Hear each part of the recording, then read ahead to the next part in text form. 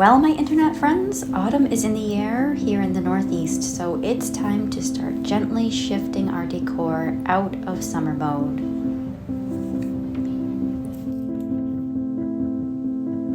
It's time for richer colors, earth tones, and organic elements that reflect the changing season. But first, we must clean. Most of you have only seen this with the top folded up.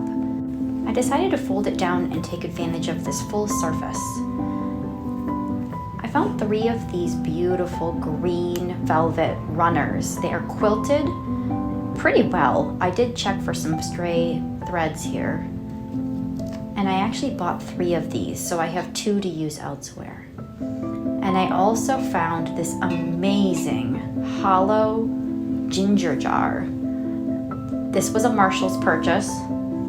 And while maybe it's not a fall decor item, I think it will serve me beautifully throughout all the seasons. I thought it might benefit from some filler, so I pulled out these pine cones that you saw me make in my glitter pine cone video. These of course don't have the glitter on them. So I took the little hooks out and used them to fill the space in this jar to give it a little bit of depth and texture. If you don't have pine cones or something like that to fill a jar like this, don't worry, you don't need to go spend money. Just get some brown craft paper, scrunch it up, stick it down in there, and it will do the same thing as the pine cones. It will just pull your eye inward and give it a feeling of a little bit more substantiality.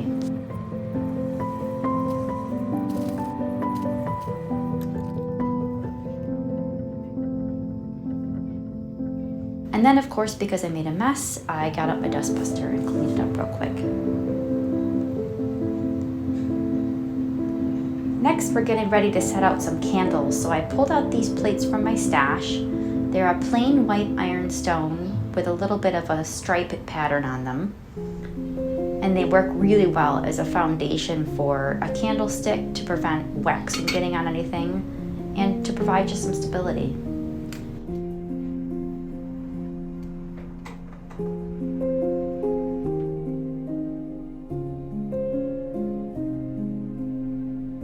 The hurricane glass on one of them kept slipping, so I did later come back and add a little bit of museum putty to just keep it stable.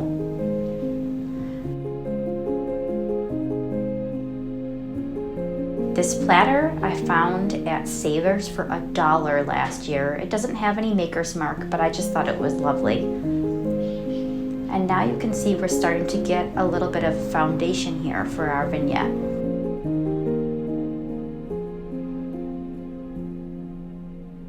The ginger jar gives this beautiful height and presence in the center. And these little pine cone picks that you may recognize from my Christmas videos, I thought they added such a nice element of pulling the eye across the whole surface there. You have the brown candlesticks, the brown of the pine cone picks, and then the beautiful brown pattern on the transferware.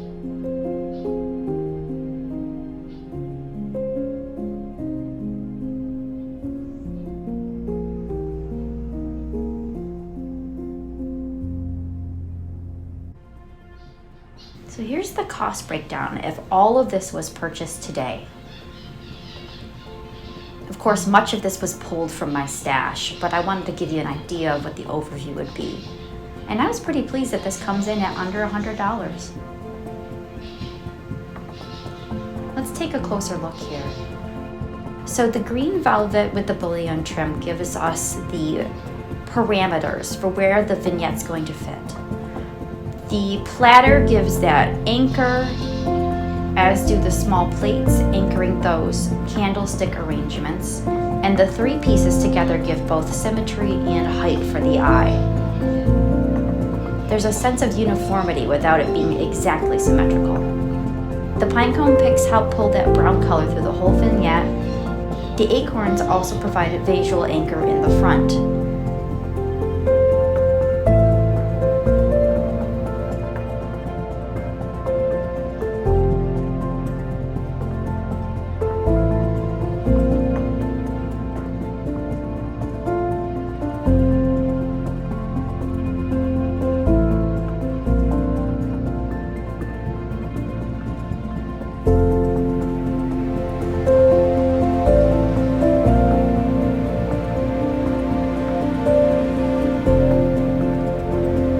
there's a lot of texture and depth and richness here, which I think we all can agree is one of those things we love about this time of year.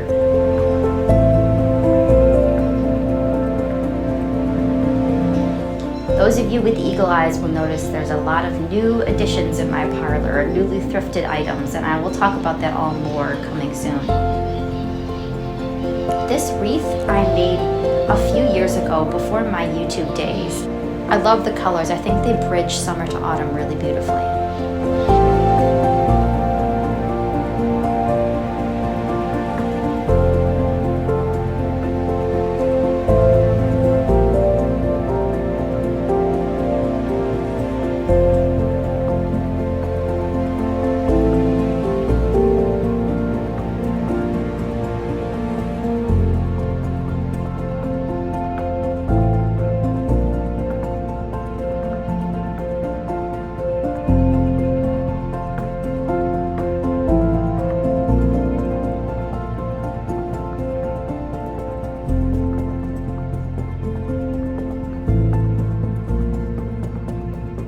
I hope you really enjoyed this first foray into some autumn decorating, and I will see you in the next video.